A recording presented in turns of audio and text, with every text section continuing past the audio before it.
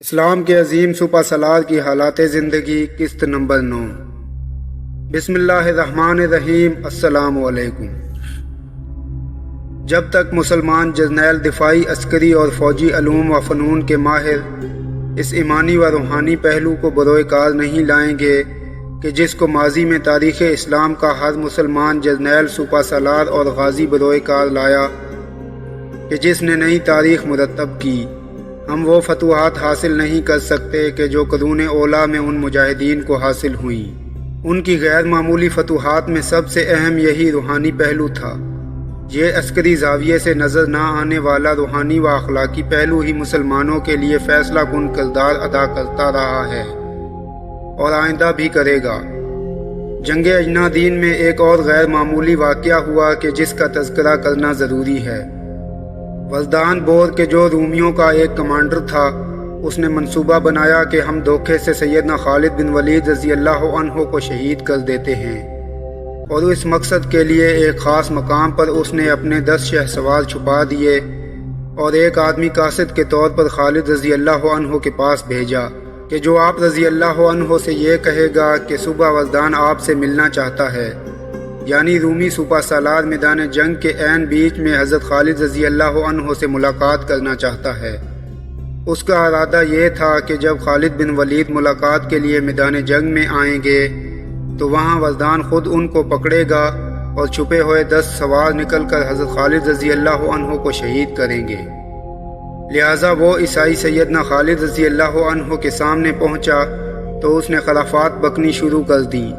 کہ رومی سالار آپ سے معاہدہ امن کرنا چاہتا ہے۔ یہ نام نہاد اعتماد سازی کے اقدامات کے جن کے نام ہم آج کل بھی سنتے رہتے ہیں،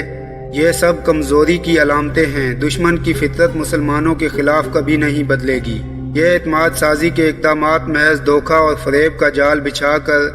نقصان پہنچانے کی سازش ہی ہے۔ جنگ اجنادین میں بھی ایسی ہی سازش کار فرما تھی۔ آج بھی پاک و ہندوستان تعلقات میں یہی سازش کار فرما ہے۔ بہرکیف خالد رضی اللہ عنہ سیف اللہ تھے، انہیں روحانی تائید و مدد حاصل تھی۔ بظاہر کوئی وجہ نظر نہیں آتی تھی کہ قاصد کی بات پر اعتبار نہ کیا جائے، لیکن اللہ کی طرف سے اشارہ ہوا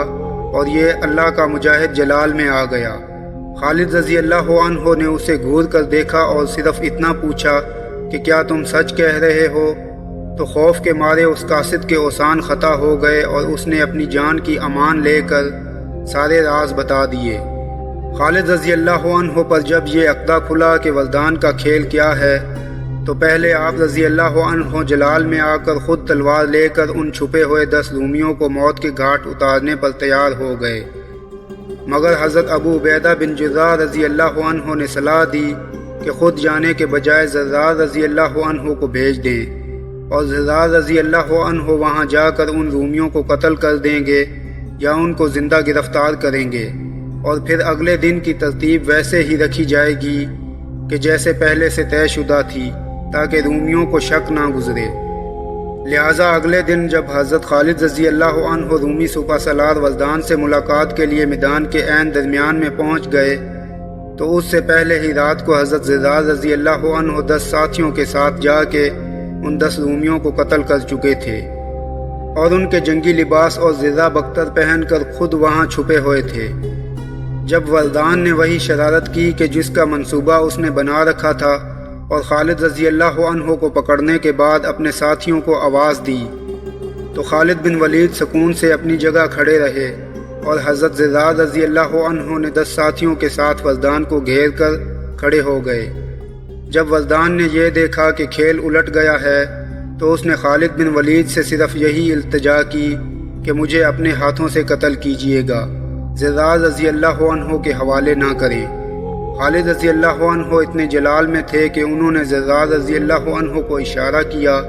اور دیکھتے ہی دیکھتے زرار رضی اللہ عنہ نے وزدان کا سر تن سے جدا کر دیا۔ اجنادین میں فتح حاصل کرنے کے بعد مسلمانوں کا رخ واپس دمشق کی جانب ہو گیا۔ دمشق میں مسلمان فوج کو 2 حصوں میں تقسیم کر دیا گیا، ایک طرف سیدنا خالد اور دوسری جانب سیدنا ابو عبیدہ بن جراح رضی اللہ عنہ نے کمان سنبھال لی۔ دمشق کے لوگوں کو یقین تھا کہ دمشق کا مضبوط قلعہ ان کی حفاظت کرے گا، اور وہ کسی بھی قیمت پر صلح پر راضی نہ تھے۔ جو مار رومیوں کو جنگ اجنادین یا باقی چھوٹی چھوٹی لڑائیوں میں پڑ چکی تھی وہ اس سے نہایت خوف زدہ تھے،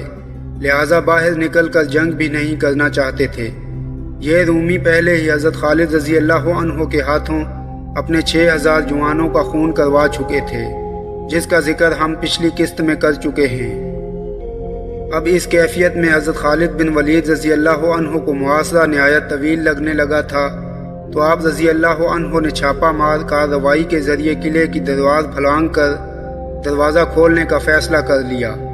اور پھر یہی ہوا۔ شہر کی ایک جانب سے حضرت خالد رضی اللہ عنہ اپنی فوجوں کو لے کر جنگ کرتے ہوئے داخل ہو گئے۔